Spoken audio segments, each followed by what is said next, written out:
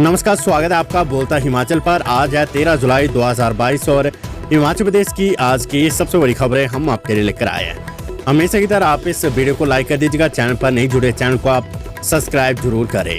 पेश है आज की सबसे बड़ी खबरें।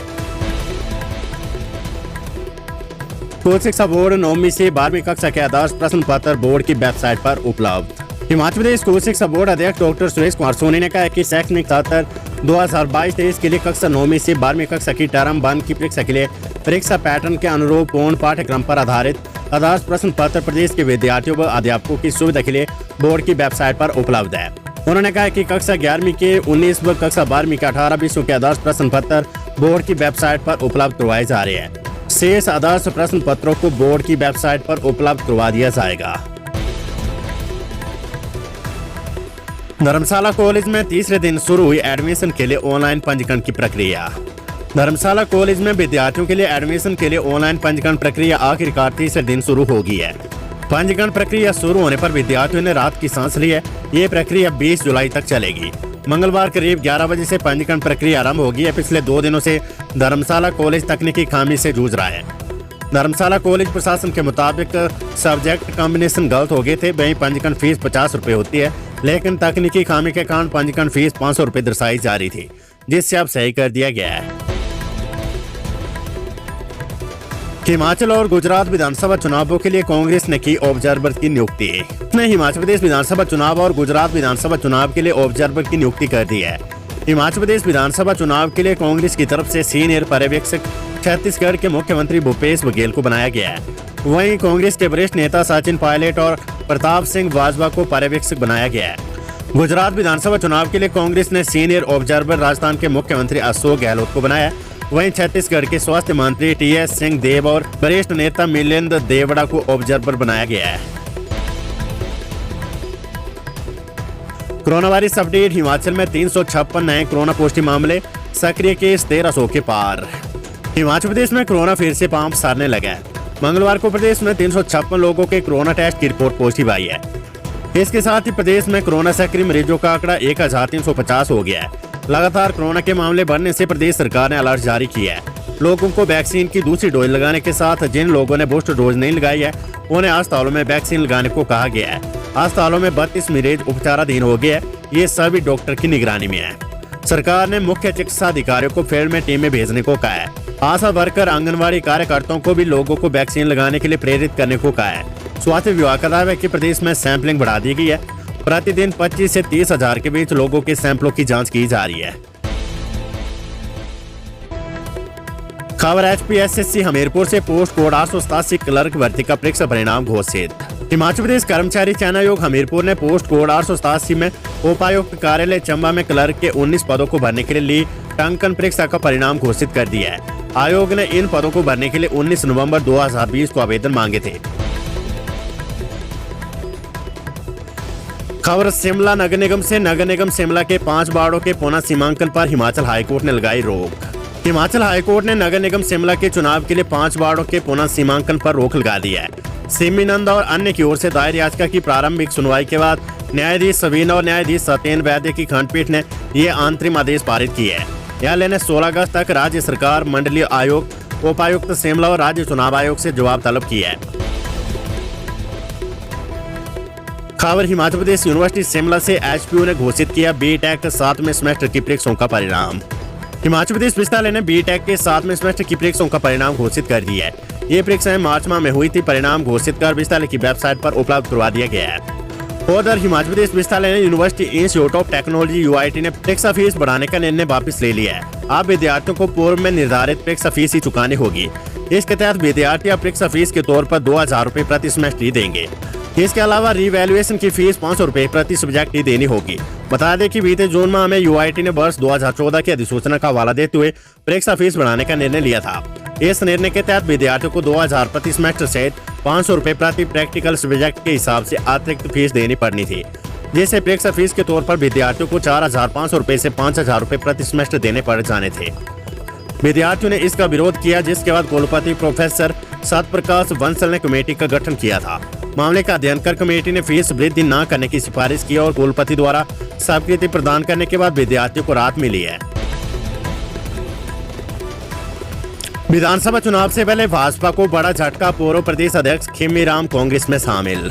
विधानसभा चुनाव की तैयारियों में जुटी हिमाचल कांग्रेस ने सत्ताधारी दल भाजपा को एक बड़ा झटका दिया है। इसके तहत मंगलवार को भाजपा के पूर्व प्रदेश अध्यक्ष और पूर्व धूमल सरकार में वन मंत्री रहे खेमीराम ने दिल्ली में कांग्रेस का दामन थाम लिया है।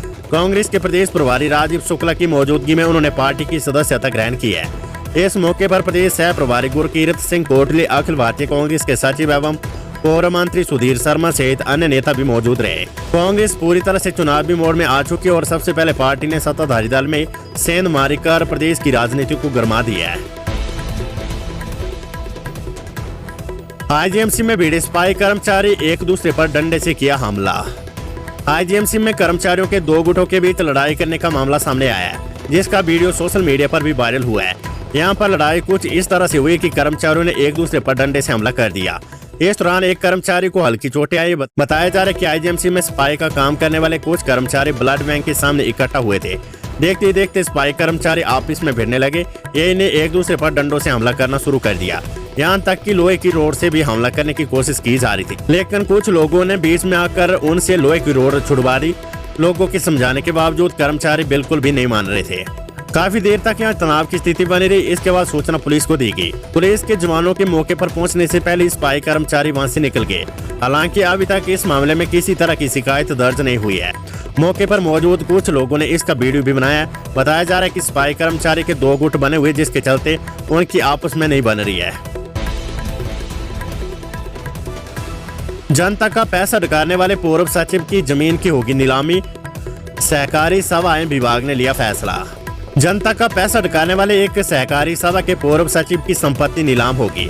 इसके लिए सभी औपचारिकताएं पूरी कर ली गई। सहकारी सभाएं विभाग के वर्ष 2018-19 के ऑडिट में ये धांधली उजागर हुई थी। ब्याज मिलाकर लगभग 30 लाख का गबन सहकारी सभा में पाया गया था। इसमें सहकारिता विभाग की छानबीन में पूर्व सचिव को दोषी पाया गया। उसकी अचल संपत्ति को कुर्क किया गया है। गोड़ी सहकारी सभा में हुए गबन के दोषी पूर्व सचिव की भूमि की नीलामी 15 जुलाई को सुबह 11 बजे होगी। मंडलीय आयुक्त मंडी से कुर्क की गई संपत्ति को नीलाम करने की अनुमति प्राप्त होने पर समर्था एवं सहायक पंजीयक सहकारी सभाएं जिला हमीरपुर ने 30 दिन का समय आरोपी सचिव को दिया था। 13 जुलाई से क्रमिक अनशन शुरू करेंगे एचआरटीसी के परिचालक, मांगे पूरी नहीं होने से खफा। मांगे पूरी नहीं होने से खफा हिमाचल पथ परिवहन निगम के परिचालक 13 से 22 जुलाई तक क्रमिक अनशन करेंगे। मंगलवार सुबह निगम प्रबंधन के साथ वार्ता में मांगों पर कोई हल नहीं निकलने के बाद एचआरटीसी कंडक्टर यूनियन ने यह फैसला लिया है। इस दौरान यूनियन ने पंचायत भवन से पुराना बस अड्डा तक रोष रैली भी निकाली और प्रबंधन के खिलाफ जमकर नारेबाजी की। यूनियन के अनुसार 22 जुलाई तक मंडलीय स्तर पर कर्मचारी क्रमिक अनशन पर बैठेंगे। यदि 22 जुलाई तक भी मांगों पर निर्णय नहीं लिया गया तो कर्मचारी कड़ा फैसला लेने पर मजबूर होंगे। यूनियन की मांग है कि परिचालकों की वेतन विसंगति को दूर किया जाए। सूचना है कि एचआरटीसी के प्रबंध निदेशक को सचिवालय से निर्देश दिए गए कि परिचालकों के साथ उनकी मांगों को लेकर आज ही बैठक करें, ताकि परिचालकों के क्रमिक अनशन को टाला जा सके। Weather update. हिमाचल में भारी बारिश का अलर्ट, लोगों को नदी नालों से दूर रहने की सलाह। 18 जुलाई तक खराब रहेगा मौसम। हिमाचल प्रदेश में 3 दिन भारी बारिश का अलर्ट जारी किया गया है। मौसम विज्ञान केंद्र शिमला की ओर से 12 से 14 जुलाई तक प्रदेश के कई भागों में भारी बारिश का येलो अलर्ट जारी किया गया है। पूरे प्रदेश में 18 जुलाई तक मौसम खराब बने रहने का पूर्वानुमान है। प्रशासन ने लोगों को आगाह करते हुए नदी नालों के समीप न जाने के लिए कहा है। राज्य आपदा प्रबंधन केंद्र की रिपोर्ट के अनुसार मंगलवार सुबह 10 बजे तक प्रदेश में 19 सड़कें, 40 बिजली ट्रांसफार्मर और 17 पेयजल योजनाएं बाधित थी।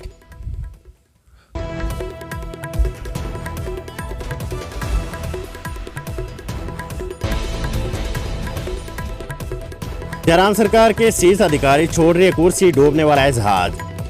नेता प्रतिपक्ष मुकेश अग्निहोत्री ने मंगलवार को टाउन हॉल हमीरपुर में कहा कि प्रदेश सरकार के शीर्ष अधिकारी विधानसभा चुनाव से पहले कुर्सी छोड़ने की पेशकश कर रहे हैं। इससे स्पष्ट है कि मुख्यमंत्री जयराम ठाकुर का जहाज अब डूबने वाला है। कांग्रेस के नव संकल्प चिंतन कार्यक्रम में उन्होंने कहा कि मुख्य सचिव रामसुभंग सिंह मुख्य सूचना आयुक्त के पद के लिए आवेदन कर रहे हैं। डीजीपी संजय कुंडू केंद्र जा रहे और मुख्यमंत्री के प्रधान निजी सचिव भी अपना पद छोड़कर दूसरी जगह आवेदन कर रहे हैं। सरकार का कार्यकाल पूरा होने से पूर्व अगर इस तरह के हालात बन जाए तो समझ लेना चाहिए कि सत्ता हाथ से जा रही है। हिमाचल में आपदा प्रभावितों को मिलेगा मुफ्त राशन और गैस कनेक्शन। हिमाचल प्रदेश में मानसून की दस्तक के साथ कहर बरपना शुरू हो गया। जगह जगह भूस्खलन और बादल फटने की घटनाएं सामने आ रही है। आपदा से प्रभावित होने वाले परिवारों को खाद्य आपूर्ति विभाग निःशुल्क राशन और गैस कनेक्शन देगा। बादल फटने और भारी बारिश से जिन लोगों के घरों का सामान बह गया है उन्हें ये राहत दी जाएगी। खाद्य आपूर्ति विभाग पीड़ित परिवारों को चावल, आटा, दालें, रिफाइंड, नमक और गैस सिलेंडर भी मुफ्त देगा। कुल्लू के मणिकर्ण, बिलासपुर के कुह, मुजवाड़ा और चंबा के 30 में बादल फटने से भारी तबाही हुई है। इससे कई लोग प्रभावित हुए हैं। 18 से जांचे जाएंगे कांस्टेबल भर्ती परीक्षा पास अभ्यर्थियों के प्रमाण पत्र, आदेश जारी। हिमाचल पुलिस कांस्टेबल भर्ती की लिखित परीक्षा पास करने वाले 12,336 अभ्यर्थियों के प्रमाण पत्रों की जांच 18 जुलाई को होगी। हिमाचल प्रदेश पुलिस परीक्षा भर्ती बोर्ड ने इस संबंध में सभी जिला पुलिस अधीक्षकों को आदेश जारी कर दिए है। Code online net banking activate कर रहे पूर्व सैनिक के खाते से 20 लाख रुपए गायब।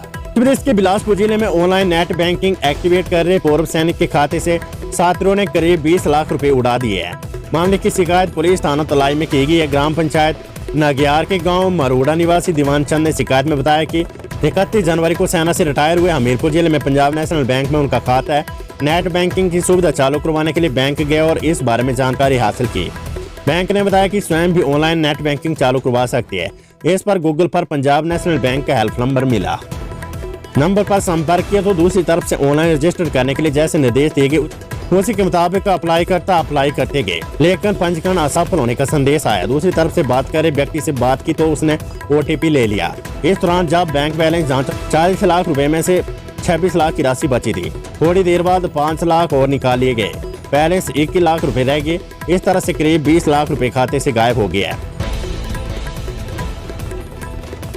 श्रीखंड महादेव यात्रा के लिए श्रद्धालुओं में भारी उत्साह। दूसरे दिन 432 हुए रवाना।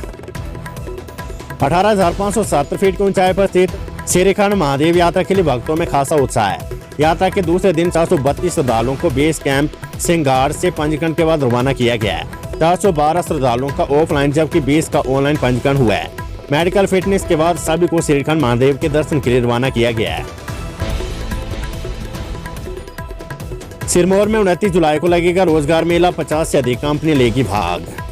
सिरमौर जिले में 29 जुलाई को जिला स्तरीय रोजगार मेले का आयोजन किया जाएगा। इसमें 50 से अधिक नामचीन कंपनियां भाग लेगी। इस मेले में लगभग 1000 युवाओं को रोजगार का अवसर प्राप्त होगा। इस रोजगार मेले का आयोजन ITI नाहन के प्रांगण में स्थित सिटी लाइवलीहुड सेंटर में होगा। ये जानकारी DC सिरमौर राम कुमार गौतम ने दी है। भालू के हमले से 4 साल की बच्ची समेत 3 घायल, 2 टांडा मेडिकल कॉलेज रेफर। खबर है चंबा से। बरसात के मौसम में ऊपरी क्षेत्रों में भालू के हमले का खतरा बढ़ गया है। बीते सोमवार देर शाम को भालू ने हमला कर 3 लोगों को घायल कर दिया। घायलों में 4 वर्षीय बच्ची भी शामिल है। उन्हें उपचार के लिए नजदीकी अस्पताल पहुंचाया गया है। प्राथमिक उपचार के बाद 2 घायलों को टांडा रेफर कर दिया गया।